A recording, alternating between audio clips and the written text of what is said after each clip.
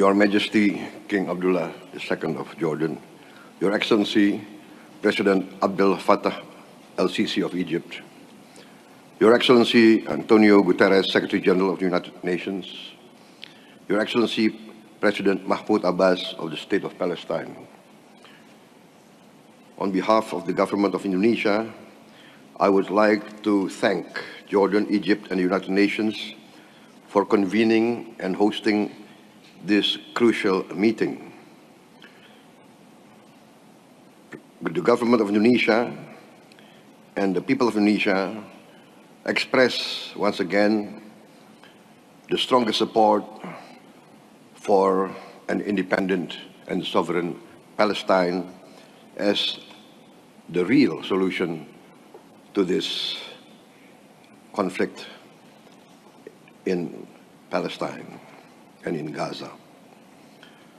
We look with the world today with horror, dismay, and astonishment at the fact that nations that consider themselves modern and civilized can perpetrate flagrant violations of international humanitarian law. The targeting of civilians and civilian infrastructure is in direct violation of the laws of modern warfare. We call on both sides to respect the laws of warfare. We call on all great powers to use their great influence to enforce the Convention of International Law. We call on the findings of the International Court of Justice to be enforced. The humanitarian catastrophe unfolding before our eyes must be addressed immediately. Indonesia was one of the first to support the proposals recently announced by the President of the United States, Mr. Biden. This calls for an immediate ceasefire and subsequent phases leading to a real and lasting solution to the Palestine issue. Indonesia is ready to contribute to all efforts that can lead to this ceasefire, this immediate ceasefire, and to take part in all the phases following such an immediate ceasefire. We will significantly increase our contributions to UNRWA and other immediate humanitarian assistance.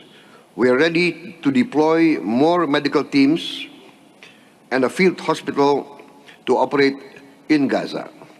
We are also ready to once again deploy a hospital ship and also to deploy air assets to take part in airdrops when necessary.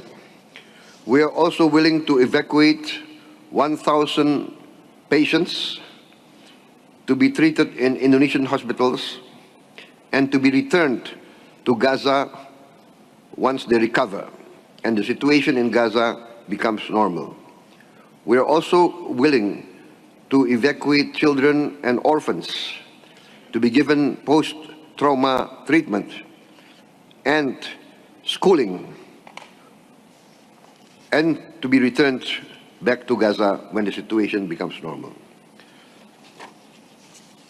Ladies and gentlemen, although we are willing to support and contribute to all these efforts, the final solution to this problem is a two-state solution.